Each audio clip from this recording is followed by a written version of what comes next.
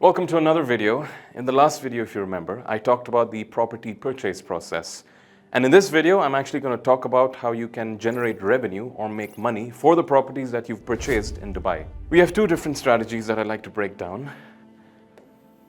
The first one being a short-term strategy, and the next one being a long-term strategy.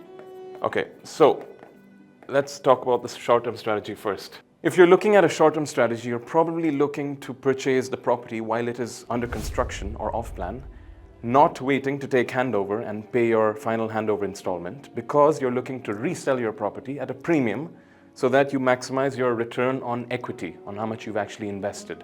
So in this case, the first step would be find your off-plan property of choice.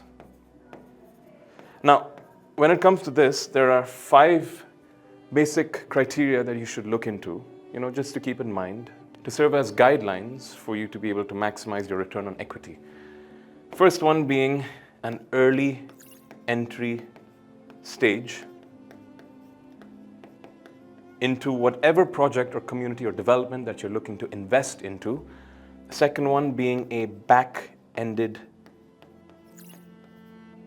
payment plan, meaning that you don't pay as much during construction compared to how much you'd pay during handover. The third point being a low per square foot rate compared to the neighboring options available in the vicinity or the competition, or at least it should be below market price. The fourth point being a project in a gated community, which is essentially controlled by a single developer so that they're able to control the supply for every time they have a launch, so that they progressively increase their prices and at the same time protect their investors who have invested in earlier phases or earlier launches in that community.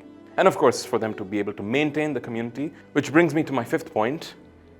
It should be from a reputed developer with a proven track record, because this will essentially help for when you plan on exiting, so that people who are looking to purchase your property at the premium that you're asking for know who's the developer of that project, and thereby allowing you to exit faster and reselling your property quicker. Now, step 2, follow the payment plan until you can resell your property, because developers issue NOCs or no objection certificates for you to be able to exit between 20 to 50% of the payment plan. So essentially, let's say we have a developer who's allowing you to resell after 30%.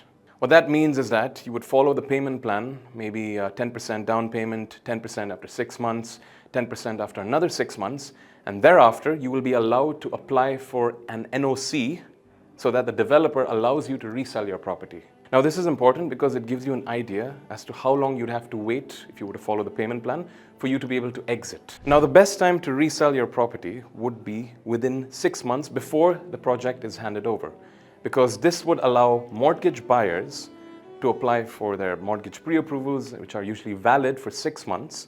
And of course, homeowners will be able to look into your property. And because your property is handing over within 6 months or lesser, you'll be able to charge a little bit of a premium by that time, because the property would have likely appreciated if you went in for a good off-plan property. Now, the third step, the final step, would actually be the resale process. Now, picture this. You're a seller who's already invested into an off-plan property, and you found a buyer through an agent who listed your property on portals such as Property Finder, Bayut, or Dubizzle. And now you enter into a Form F or Contract F or the MOU with your new buyer, which means that you and your new buyer are contractually obliged to transfer the ownership within the validity of the Form F. Check out my previous video, I talked about that as well. Now, at the time of the transfer, the new buyer purchases the property from you by paying the actual amount that you've invested in the form of equity. Let's say you've paid 30% of the value of the property, so the new buyer will pay you that 30%. The new buyer will also pay the premium that you've asked for in your new selling price. And now the new buyer becomes the new owner of your property. He gets his own okud or pre-title deed because the property is still under construction, and the payment plan of the property as per the developer's SPA or sale purchase agreement will be transferred over to the new buyer. Now, this is essentially known as flipping, where investors purchase properties that are under construction and that are in relatively higher demand than their counterparts, so that they can hold on to it and resell down the line at a premium without having to pay the entire value of the property or wait for it to be completed in the future. So this can be an easy way for you to make money, provided you follow the steps for the criteria of the off-plan purchase that you're looking at and work with an agent who knows what he's doing and can point you in the right direction. And of course, this will allow you to maximize your return on equity in general. And of course, for the secondary market as well, if you were to buy a property, renovate it a little, do it up, and resell it for a slight premium accordingly. But of course, the margins wouldn't be as much compared to if you were to purchase a good property while it is still under construction in the off-plan stage. Now, moving on to the long-term strategy, which I myself am personally considering, because this involves purchasing an off-plan property or a secondary property that is completed, holding on to it, and then putting it out on rent once it's completed. All right, so step one, purchase your property of choice, be it off-plan or ready, off-plan or ready. So this is step one. Step two would be to actually put it out on rent. Now, when you put it out on rent, you can either put it out on long-term rent or short-term rent. Of course, long-term rent would be 6 months or more. It's usually done annually. And short-term rent usually means for a period of lesser than 6 months. Now, if you were to put it on long-term rent, you should ensure that you get an ROI, a net ROI, of between 7 to 8%. And if you were to put it on short-term rent, then you should aim for a net ROI of between 12 to 15%.